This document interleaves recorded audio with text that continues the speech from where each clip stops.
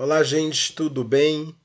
Aqui quem está falando é o Babá Anderson Geólogo Nedé. Conforme foi solicitado aí por muitas pessoas, já faz um tempo que a galera vem pedindo, Babá, faz um vídeo sobre a transexualidade no candomblé.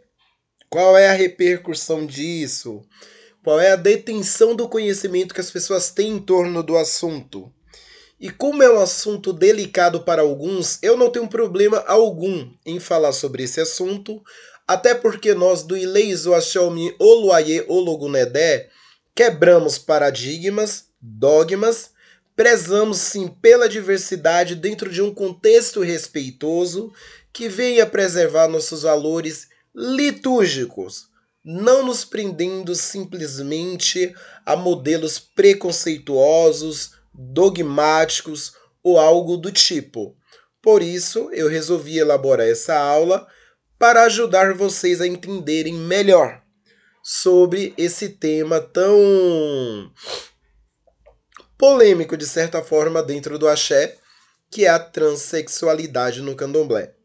Nossa aula vai ser uma discussão sobre identidade de gênero dentro dos cultos de matriz africana. De antemão, eu quero pedir ao meu babá, Miá, Yaô, Zabiãs, que vocês possam se abrir para as informações que vão ser passadas.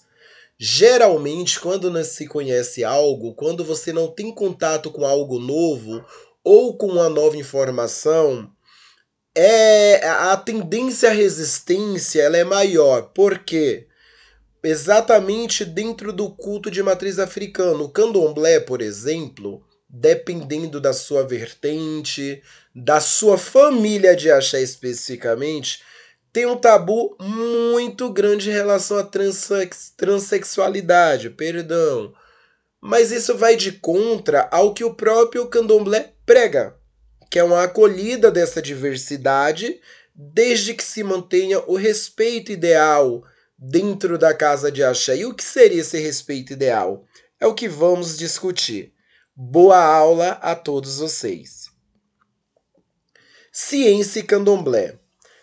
Para nós começarmos a discutir esse tema, transexualidade dentro do candomblé, é necessário entender como se produz ciência. Eu vou produzir ciência pegando o objeto de estudo, que no caso aqui é a transexualidade e o candomblé, entrelaçadas nesse contexto. Eu vou dividir em unidade de análises para que eu possa estudar e chegar a um denominador comum. É assim que se faz ciência. E eu estou falando aqui especificamente da ciência acadêmica. E a ciência nos últimos anos, gente, ela se aprofundou bastante no que diz respeito ao conhecimento sobre a transexualidade, identidade de gênero. Hoje, para vocês terem ideia, nós sabemos que a partir da 10ª semana de gestação, as células que são responsáveis pela formação do bebê, elas se desenvolvem na genitália, né? Elas acabam desenvolvendo a genitália, corrigindo a palavra. Logo, do ponto de vista biológico, se for formado um pênis, será menino. Se for formado uma vagina, será menina. Aqui entra a questão cultural. A criança nem nasceu.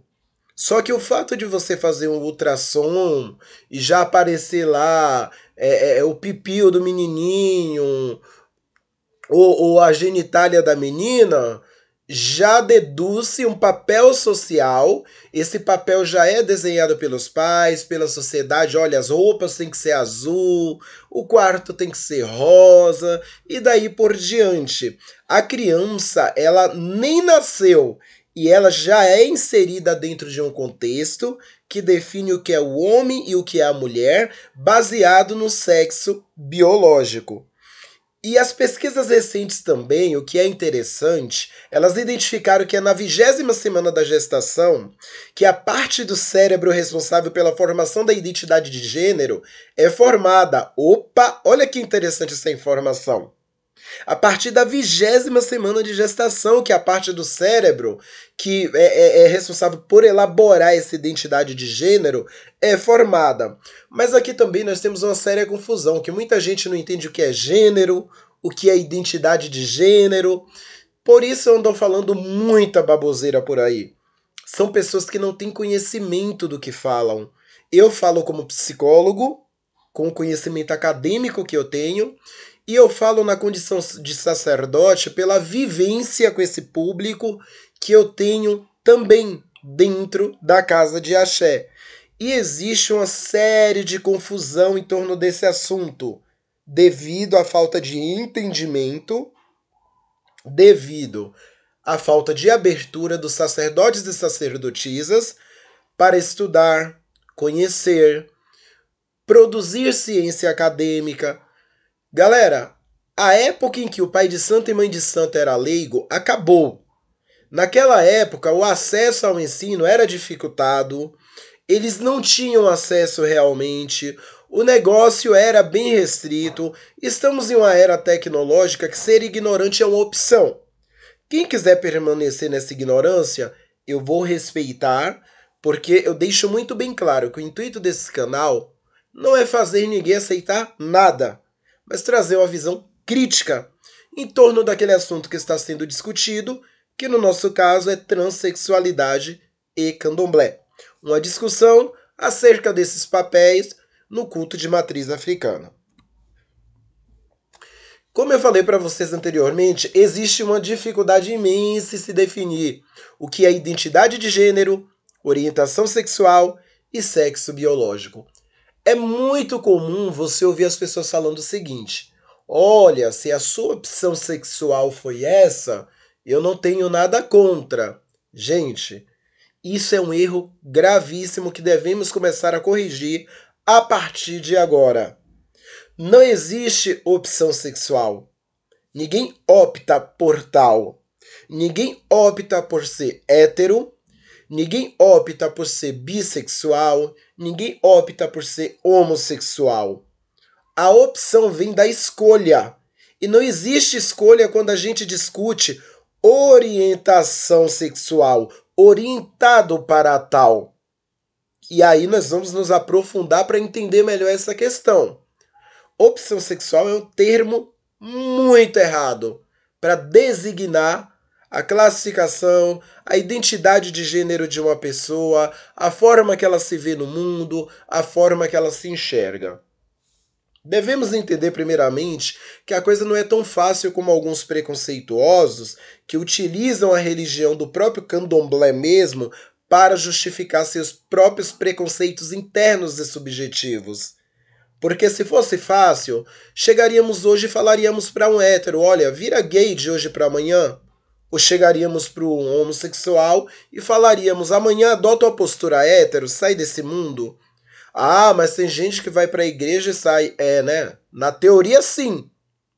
Na teoria. Porque você não consegue mensurar a identidade subjetiva desse indivíduo. Ele pode deixar de praticar o ato sexual em si que diz respeito à sua orientação, mas a sua orientação permanece enquanto sentimento, enquanto ser e enquanto existir. Quando eu falo identidade de gênero, eu falo da maneira que eu me enxergo no mundo, como eu, Babá Anderson, me vejo no mundo. É o gênero que eu me identifico como fazendo parte dele. Como é que eu me enxergo no mundo? Um homem, uma mulher, um homossexual, um cisgênero. Nós vamos entender isso bem mais à frente. Eu me identifico de que forma? As pessoas elas se identificam e com mais de um gênero, como por exemplo, uma travesti ou nenhum gênero desses. A orientação sexual, ela indica aquilo que você sente atração, gente. Ela mostra para que lado a sua sexualidade está orientada. Eu sinto atração por homens ou por mulheres? Ou por ambos? Isso é muito amplo. Aí entra a questão, por exemplo, do homo, do bi e do hétero. E nós temos o sexo biológico, que é a genitália e os cromossomos, que dá a característica biológica quando você veio ao mundo, que a sociedade vai fazer aí essa relação intersexual de fêmea e macho. Tem pintinho, é menino. não tem pintinho, é menina. Isso é uma questão bem cultural. Essa questão de definir a sexualidade, ela é cultural, não é biológica. Até porque essa definição, ela foi construída dentro de um contexto social que perdura até os tempos de hoje em diversas e mais variadas culturas. Até aqui tudo bem? Eu espero que sim. Vamos entender como ocorreram essas descobertas? Eu quero falar um pouquinho para vocês aqui agora, nesse momento, sobre a visão do humanismo, né? De que forma o humanismo ele contribuiu para que essa visão mudasse, para que essa visão fosse um pouco mais aprofundada. O humanismo ele trouxe diferentes formas de enxergar o ser humano. A essência passou a ser bem mais valorizada. O ser humano ele virou um objeto de pesquisa na busca do autoconhecimento próprio. O ser humano ele foi pego e ele passou a ser estudado para descobrir o quê? A causa de sua infelicidade. A causa dele não se aceitar enquanto orientação X, enquanto posição X. E sexo, gênero e orientação sexual fizeram mais sentido nesse contexto de identidade cultural e condição humana. Mas foi só com o movimento da liberdade sexual, gente, que foi iniciado no século XX, que as mulheres elas passaram a ter direito sobre o próprio corpo delas. Coisa que não havia. Isso era um absurdo. É como se descobrir física e mentalmente. É como se essa mulher ela passasse a se reconhecer enquanto ser subjetivo e um ser físico que tem as regras do seu próprio corpo, que tem domínio do seu próprio corpo, que não é propriedade do outro como antigamente, que não é comandada pelo outro como antigamente. Novas naturezas passaram a ser discutidas. Que tipo de novas naturezas? As classificações que nós discutimos anteriormente: a homossexualidade, a bissexualidade e a transexualidade. A partir do século XX aí, foi um marco para que a mulher ela se empoderasse do seu corpo, de suas capacidades, de sua autonomia, para que essas novas naturezas não fossem renegadas, mas sim estudadas, buscando dessa forma se entender os mecanismos psicológicos, mentais e biológicos que envolviam esse processo. Até aqui perfeito? Beleza, eu espero que sim. Vamos prosseguir. Sexo e identidade de gênero. É aqui que muita gente se perde e evacua pela boca. Evacua literalmente. A pessoa fala daquilo que ela não conhece. Ela não sabe definir o que é sexo, o que é identidade de gênero, coisa que inclusive aí há pouco tempo gerou uma polêmica sobre a discussão de identidade de gênero nas escolas. Nossa, vão ensinar sexo para as crianças, vão ensinar sexo, vão dar cartilhas ensinando como transar. Gente, isso é bobagem. É babaquice, é coisa de gente que não estuda, de gente que não conhece, que não sabe dos benefícios que o conhecimento sobre identidade de gênero, o conhecimento de aspectos da sexualidade e não do ato sexual em si, traria em benefício a prevenção às crianças durante seu desenvolvimento, evitando casos de estupro, de abuso sexual e coisas subjacentes, que inclusive é muito evidente nos dias de hoje. O sexo ele é diferente da identidade de gênero, que diverge da noção de orientação sexual. Olha como o negócio é complexo. Como assim, babá? Eles não devem ser usados como sinônimos e devem ser entendidos em sua complexidade e singularidade na formação de cada ser humano. O sexo, gente, se eu fosse falar de forma simples, o sexo biológico do ser humano é definido pela combinação da genital dele e dos cromossomos dele. Em um primeiro momento, isso vai inferir se você nasceu macho ou fêmea, ou intersexual, que seriam, no caso, o popular hermafrodita. né, que tanto se vê falar, que é uma questão cromossômica mesmo, que o indivíduo acaba nascendo aí com duas genitálias, uma cruzada de cromossomos que vai ser definida de que forma quando ocorre essa questão intersexual. A mudança vai se caracterizar pela indeterminação desse sexo biológico que eu expliquei para vocês, se pensado no binarismo macho e fêmea. Isso vai se dar ao longo do tempo, de acordo com a inclinação de identidade de gênero dessa pessoa. Como ela se vê? Ela se enxerga mulher, ela se enxerga homem, ela se enxerga como outro, ela se enxerga como neutro. Nossa, Babá, mas é possível isso? Sim. Ou uma combinação entre o masculino e feminino. Nossa, existe essa possibilidade? Sim, a sexualidade ela é mais ampla do que as pessoas imaginam. E aí elas vão ler coisinha de Google, de mídia barata, de politicagem, e saem evacuando pela boca sem saber nem o que está falando. Né? A orientação afetiva sexual, ela diz respeito à atração sentida pelos indivíduos. E essa atração, ela pode ocorrer de várias formas. Pode ser um homossexual, um heterossexual, um bissexual, porque a orientação afetiva sexual é o que eu sinto pelo outro e diz respeito não somente à condição desse outro, mas aquilo que é sentido independendo da identidade de gênero. E o sexo, como eu disse, reforçando anteriormente, é a característica biológica do corpo de uma pessoa que define homem ou mulher. Pode ser masculino ou feminino. Até aqui ficou claro, galera?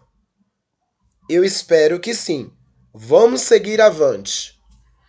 Agora nós vamos discutir a questão da posição da ciência diante desse contexto.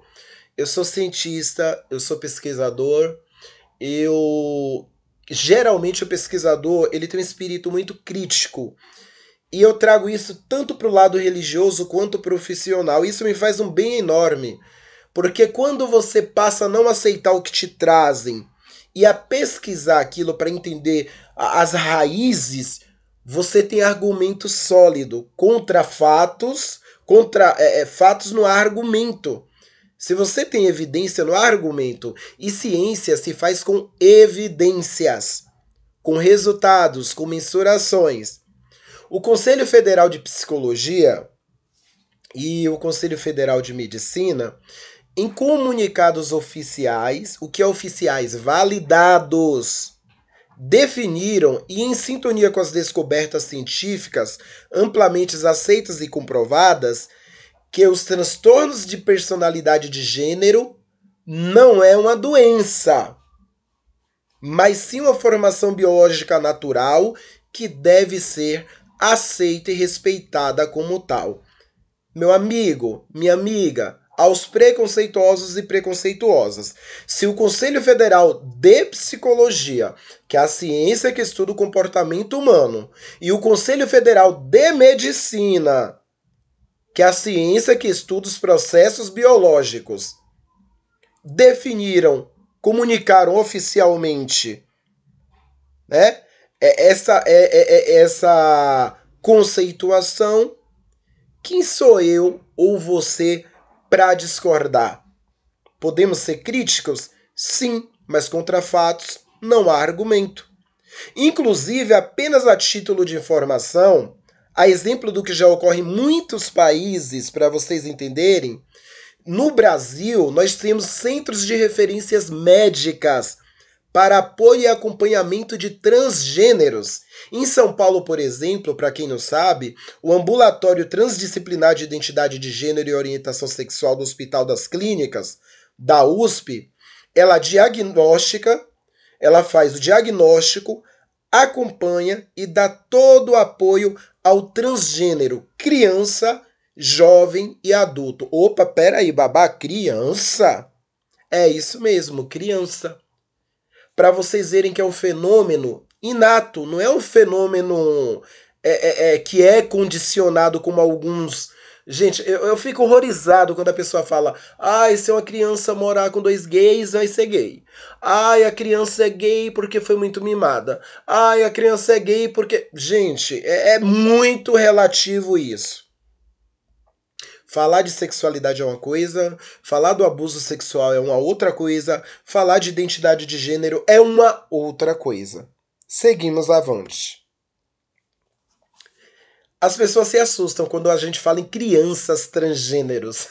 Gente, isso é mais natural do que parece. Eu já atendi crianças transgêneros na minha clínica.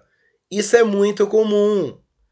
E a ciência hoje, ela tem avançado assim, nossa, de uma forma excepcional em relação a isso. No caso das crianças, que elas já somam quase 500 sendo atendidas atualmente no hospital ali das clínicas da USP, o diagnóstico médico ele é feito a partir dos 4 anos de idade e elas e as famílias delas seguem recebendo todo apoio necessário até que elas se tornem adultas e todas as transformações do sexo biológico sejam compatíveis com a identidade de gênero dessas crianças.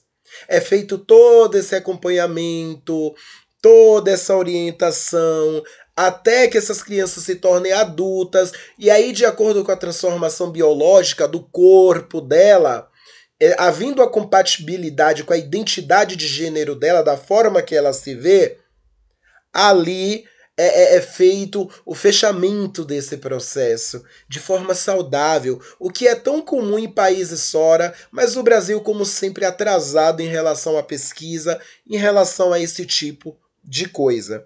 E a sociedade brasileira, por falta de informação, por preconceito e, sobretudo, por influência religiosa, e aqui eu envolvo candomblé, eu envolvo protestantismo, eu envolvo catolicismo, eu envolvo banda, espiritismo, por uma questão de influência religiosa, na sua maioria das vezes, 90% não aceita a transgenereidade como fenômeno natural. Para eles é uma aberração. Meu Deus, não. O homem nasceu homem. Ele tem pipiu, ele é homem. Mulher é mulher. E o candomblé é bem rígido em relação a isso. Candomblé abre aspas, que hoje temos sacerdotes e sacerdotisas que estão estudando e entendendo que não é bem assim da forma que falam. Isso é senso comum. O que é senso comum? É algo que é dito boca a boca, não é validado, não é mensurado, não é estudado, não tem uma origem consistente, uma base consistente. E eles preferem fazer o quê? Tratar isso como desvio de conduta, promiscuidade ou libertinagem sexual do indivíduo. Prefere, não, um homem tem que ser homem, mulher tem que ser mulher, homem não pode isso no candomblé, mulher não pode isso no candomblé, e fica aquela coisa no tal tradicionalismo, abre aspas, que pra mim é mais um preconceito velado. E hoje nem velado ele tá se tornando bem mais explícito. Continuando o assunto, vamos lá. Candomblé e tabu, parte 1. Na maioria das religiões, os transgêneros eles ainda sofrem preconceitos e restrições que impedem sua aceitação, sobretudo nas igrejas católicas e evangélicas. Tanto que hoje nós temos as igrejas que apoiam a diversidade. Aqui em São Paulo nós temos a Contemporânea, que eu tive o prazer de conhecer, onde a diversidade sexual ela é aceita, embasada em quê? Estudo científico, através de uma teologia norte-americana, os pastores são pessoas excelentes, o Fábio e o Glasstone são muito legais, estudados, pesquisadores, e através da chamada teologia inclusiva, que é um estudo científico dos achados bíblicos, foi descoberto que o que está escrito ali, condenando a homossexualidade, é tudo deturpação para fins políticos que foram escritos em uma determinada época, para um povo específico, de uma maneira específica.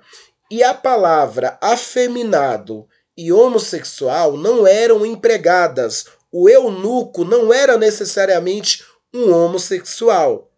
Então aqui tem uma séria confusão que já adentra a parte teológica, que não é nosso intuito aqui, mas só para vocês entenderem um pouco como os escritos chamados sagrados foram manipulados e reforçam até os dias de hoje o preconceito contra esse público. No candomblé, que é considerado a religião mais plural, com menor índice de rejeição, quando aceitos, os transgêneros eles sofrem restrições e limitações de conduta, como é o caso das vestimentas. Pô, se o candomblé ele é plural, ele tem um menor índice de rejeição em relação às outras religiões. Ele acolhe a todos, sem distinção alguma, diz que não tem preconceito. Chega um transgênero. Ah, pode entrar transgênero, mas aqui você não vai usar saia.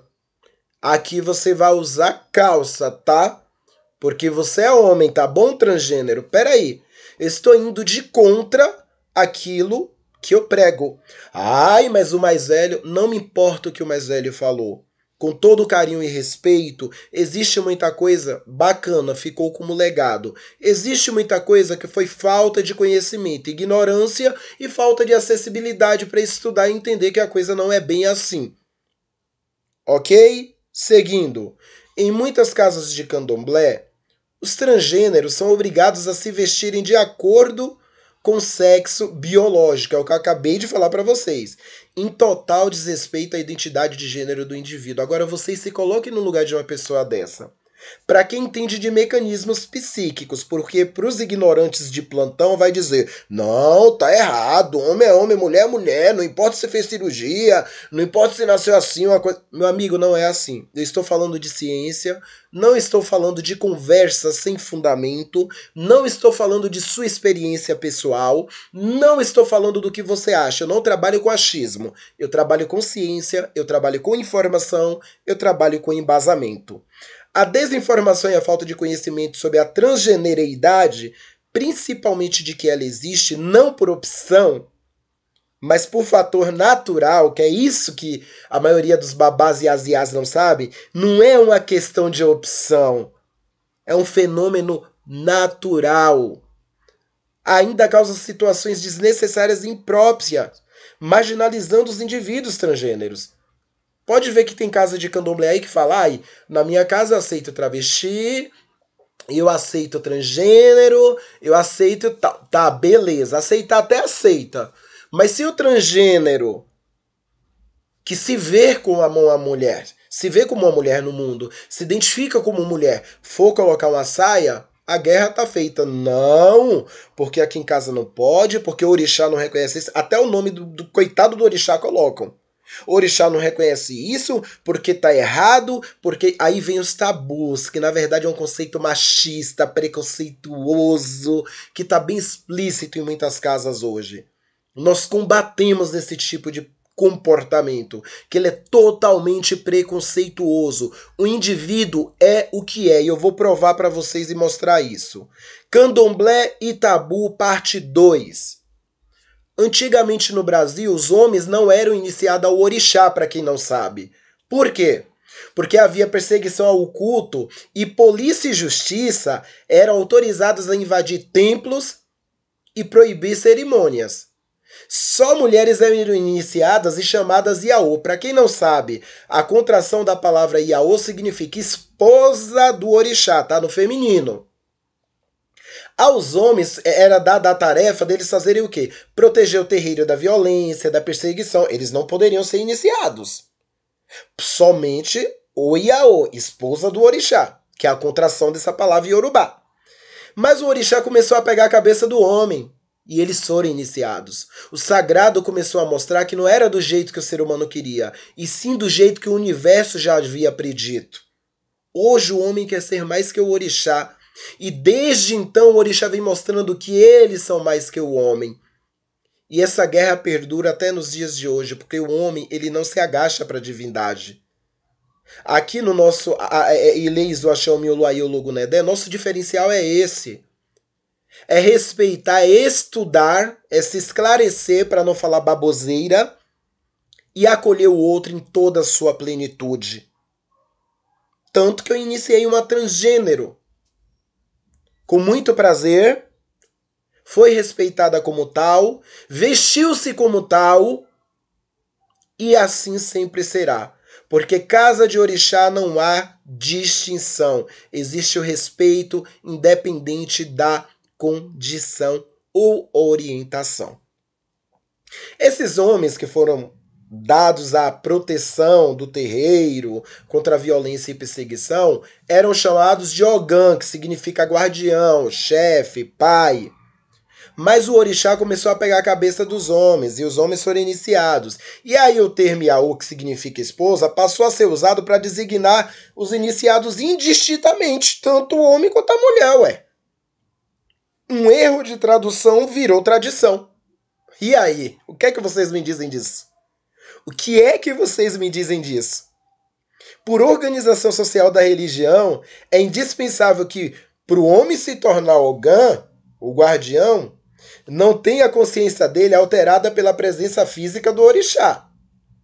Ou seja, ele não deve rodar. Pela mesma razão que não é tomada uma mulher, também ela não é tomada pelo orixá, é designada outra tarefa dentro do culto como as equedes. Então, pênis e vaginas eram referências utilizadas para dizer homem ou mulher, só que verdade deve ser dita. Essa prerrogativa não existe mais, gente. Ó, acabou.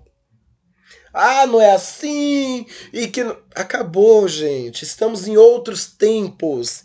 Estamos em uma época em que a pesquisa está aí.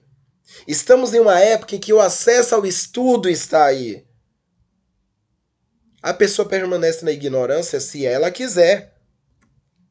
Candomblé e Tabu, parte 3. Por nosso amigo João Cleberson Rodrigues de Almeida Ananias, pesquisador negro, e Abiando Ilhaxé e Gijoalê Tomi, do Rio de Janeiro. Meu amigo faz uma citação aqui esplêndida. Ele fala o seguinte, olha que interessante. Pênis e vagina não nos tornam homem ou mulheres. Concordo, para quem entende de identidade de gênero. Pois esses papéis são inscrições psíquicas que podem ou não estar associadas aos genitais. E nós da psicologia sabemos disso. Agora reflitam comigo a questão que o nosso irmão colocou. Pensem, do buri ao axexê, da iniciação ao sacerdócio, tudo vai depender do ori.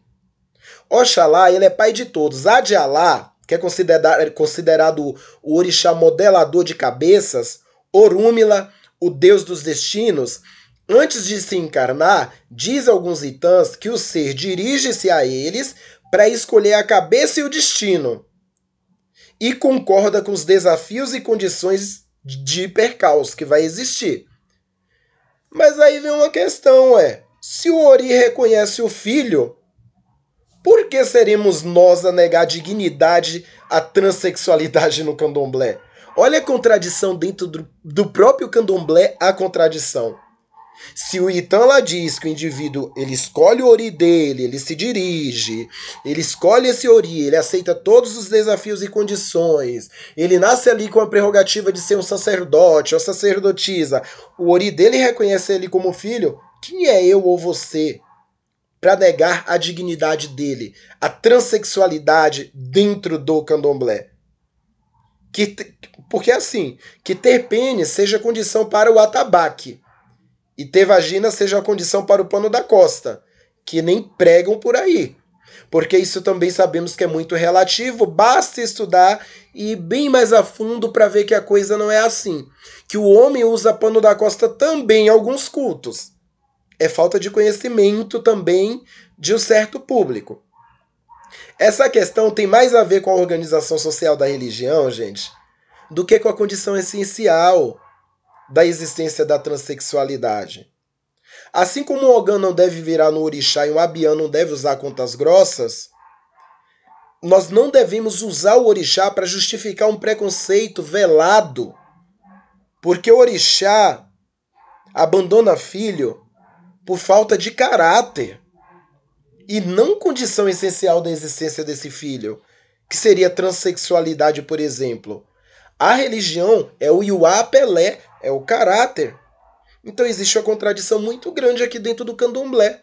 Porque se eu vou lá diante de Orúmila, diante de Babá de Alá, eu escolho o meu destino, o meu Odu, eu sei do que vai vir pela frente, e o meu Ori me aceita, por que o candomblé vai se negar a isso?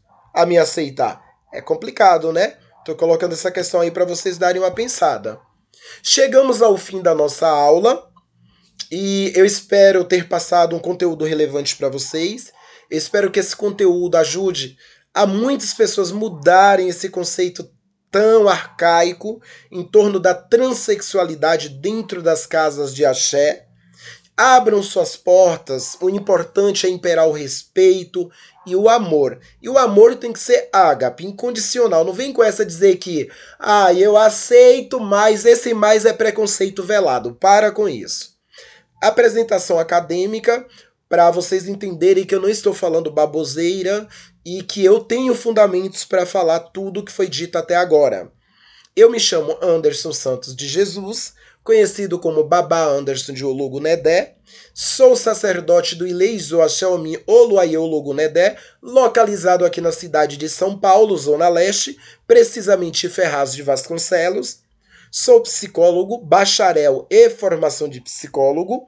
Sou neurocientista, especialista em saúde mental e atenção psicossocial, especialista em terapia cognitivo-comportamental, cursando atualmente lato sensu em neuropsicologia.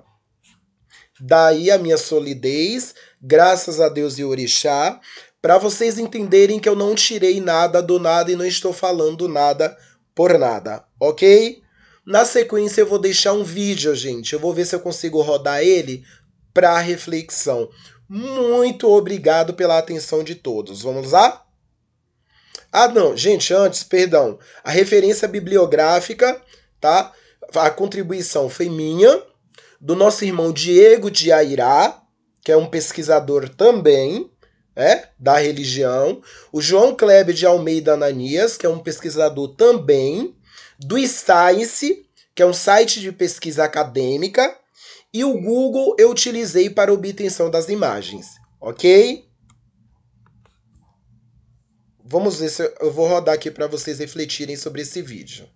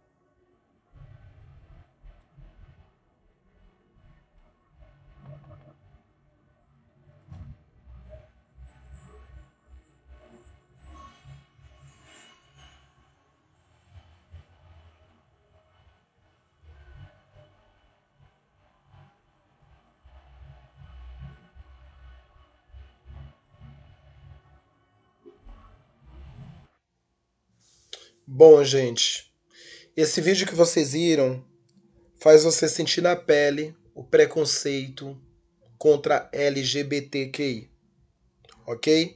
Espero que vocês tenham gostado. Eu agradeço a atenção de todos vocês e até a próxima.